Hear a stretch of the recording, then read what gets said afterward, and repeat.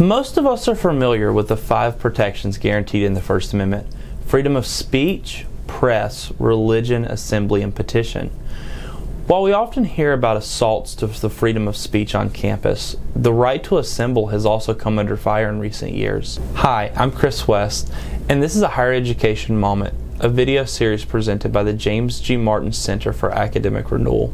Today we are going to dig into the Freedom of Assembly Clause as it relates to student groups in college campuses.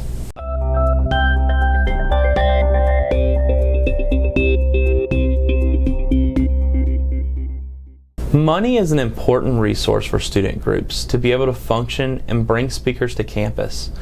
Campus speakers and visiting organizations help bring networking and career opportunities to students on campus. They have become a hallmark of the ideal college education and a way for students to explore a holistic and wide-ranging subject matter that is characteristic of a classical education. To help encourage a flourishing student body in campus intellectual life, many universities charge mandatory student fees to the entire student body to distribute among student groups and organizations on campus.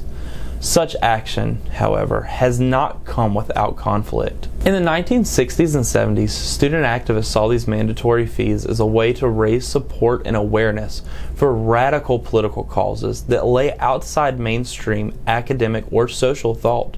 In the case Gauda versus Rutgers, students sued the state of New Jersey, claiming that funding to particular groups, such as the Public Interest Research Group, were unconstitutional because of their political and controversial nature. The Supreme Court ruled in favor of the students. However, similar cases were ruled in favor of the state. There was little consensus on the matter until the Supreme Court made 2 important case rulings. In the 1995 case, Rosenberger versus Rectors of the University of Virginia, the court ruled that the University of Virginia had trampled on the rights of Christian student journalists producing a Christian newspaper when it denied the paper funding because of its religious views. In a 2000 case, Board of Regents of the Wisconsin System versus Southworth, the Supreme Court held that public universities may subsidize campus groups by means of a mandatory student activity fee without violating the students' First Amendment rights, so long as the money was fairly distributed among groups regardless of political, religious, or social affiliation. In other words, public colleges and universities are free to charge a mandatory student activity fee so long as it's given out impartially. This means that in order to deny funding, colleges must set forth unbiased and objective standards for every student group that applies for funding.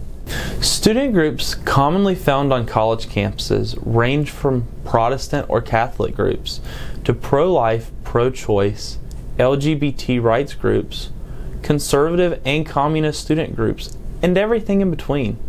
On some public college campuses, there are over 200 student groups.